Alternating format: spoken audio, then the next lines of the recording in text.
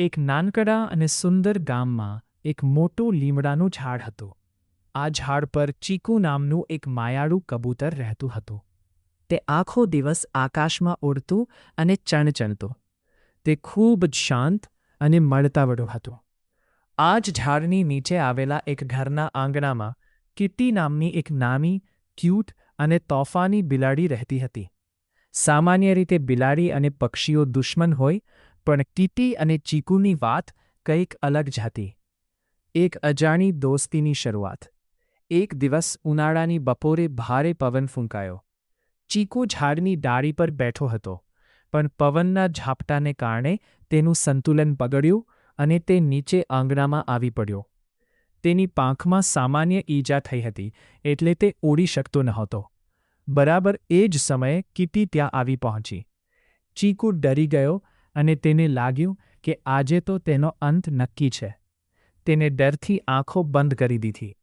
પણ કિટ્ટી દુષ્ટ નહોતી.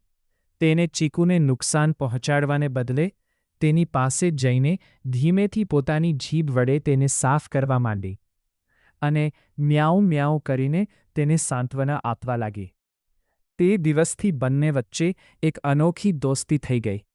ચીકુ સાજો થઈ ગયો, પણ તે કિટ્ટીને ભૂલ્યો નહીં. મુશ્કેલી અને સાચો મિત્ર. થોડા દિવસો પછી કિટ્ટી આંગણામાં મસ્ત થઈને ઊંઘી રહી હતી.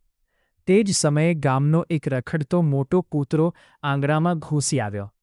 તે ખૂબ જ ગુસ્સામાં હતો અને તેની નજર ઊંઘતી કિટ્ટી પર પડી. કૂતરો કિટ્ટી તરફ ત્રાટકવા જઈ રહ્યો હતો. ઝાડ પર બેઠેલા ચીકુએ આ જોઈ લીધું. તેને જરાય સમય બગાડ્યા વગર જોર-જોરથી ઘોં-ઘોં અવાજ કરવાનો શરૂ કરી. ઝાડ પર બેઠેલા ચીકુએ આખો દિવસ આકાશમાં ઉડતું અને ચણચણતું લાગ્યો. ઝાડ પર બેઠેલા એક ઘરના આંગણામાં કિટ્ટીને ચેતવી રહ્યું હતું. ચીકુના અવાજથી કિટ્ટી ઝબકીને જાગી ગઈ.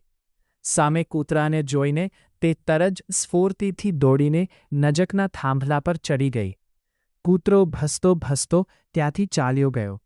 ચીકુની સમય સૂચકતાને કારણે કિટ્ટીનો જીવ બચી ગયો હતો. વાર્તાનો અંત. કિટ્ટીએ થાંભલા પરથી નીચે આવીને ચીકુનો આભાર માન્યો. ચીકુ નીચે આવ્યો અને કિટ્ટીએ તેને વહાલથી પંપાળ્યો. હવે આખું ગામ આ બંનેની દોસ્તીના વખાણ કરતું હતું. તેઓ રોજ સાંજે સાથે રમતા. ચીકુ હવામાં નાની ઉડાન ભરતો અને કિટ્ટી નીચે દોડતી. સાચો મિત્ર એ જ છે જે મુશ્કેલીના સમયે કામ આવે. જો આપણામાં પ્રેમ અને કરુણા હોય તો કુદરતી દુશ્મન પણ પાકા મિત્ર બની શકે છે.